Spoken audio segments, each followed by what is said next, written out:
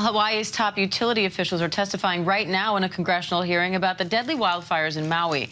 At least 97 people were killed last month and thousands of homes and businesses destroyed in the country's deadliest wildfire in more than a century. House Energy and Commerce Committee leaders grilled the president and CEO of Hawaiian Electric about why the power was not shut down despite forecasts of high winds. Let's listen to that moment. What was the decision-making process not to de-energize or turn the power off on these lines during that critical period?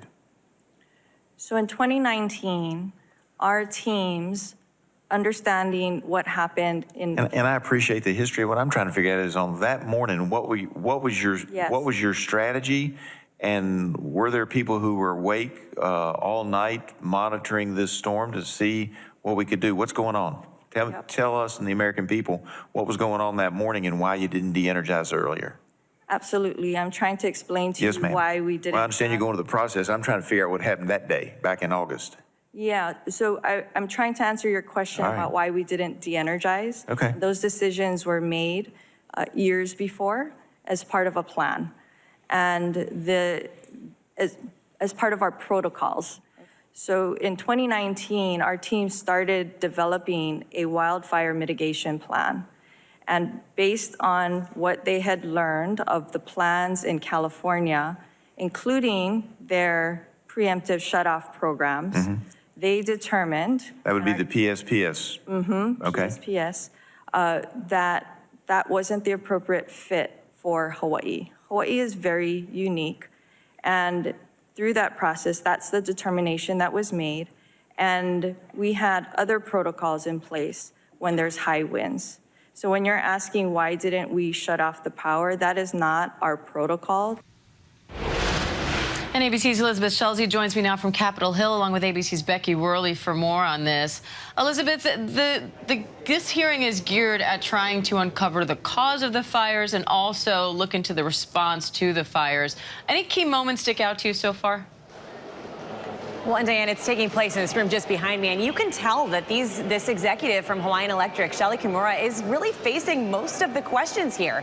What they're trying to get at, what lawmakers are drilling down on time after time so far in this hearing, is when exactly did the utility turn off the power, and why didn't it do that sooner? The CEO did acknowledge that the power went off just before 7 a.m. on the day of that deadly fire, but there was a question of why did it take so long for that to happen when there was warnings about the high winds that were coming days before that. One thing that the CEO kind of doubled down on just now, Diane, was this idea that there was the second fire that really spread quickly through the town of Lahaina, and that at the point that that second fire was ignited, she said, the power already was off. Now, I think when it comes to the answers that they're looking for, so far they're not getting a lot more than what was released in her prepared testimony. A lot of it is, we're still looking into it, the investigation is ongoing. One of the congressmen just asked, will you release the results of the utility's internal investigation that's ongoing once this is done in a matter of months? And the CEO wouldn't necessarily commit to that publicly. So undoubtedly going to continue to have some fire here, continue to face a lot of questions here as this hearing continues, Diane. And Becky, you're from Maui. You've been covering this story from the beginning. How are things there now? Well, on a practical level, Diane, people are just trying to figure out their housing. So visitors are set to return to the Ka'anapali area, which is just north of Lahaina, on October 8th. And that is causing some displacement of the residents who've been housed in those hotels. Not everyone is being sent to different housing, but some are. Then there are those that have been living with relatives or kind of going Airbnb to Airbnb, and they're all desperate to find something permanent. That is very challenging because we just have a limited supply of housing. I'm working with one family that are friends.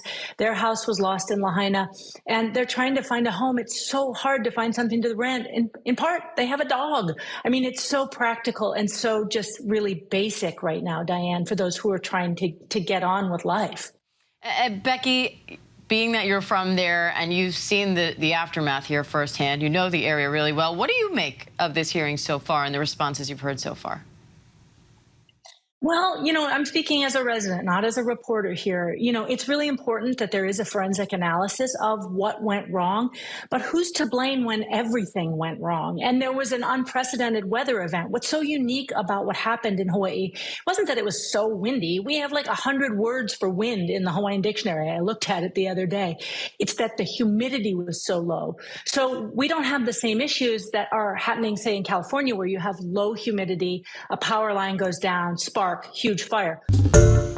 Hi, everyone. George Stephanopoulos here. Thanks for checking out the ABC News YouTube channel. If you'd like to get more videos, show highlights, and watch live event coverage, click on the right over here to subscribe to our channel. And don't forget to download the ABC News app for breaking news alerts. Thanks for watching.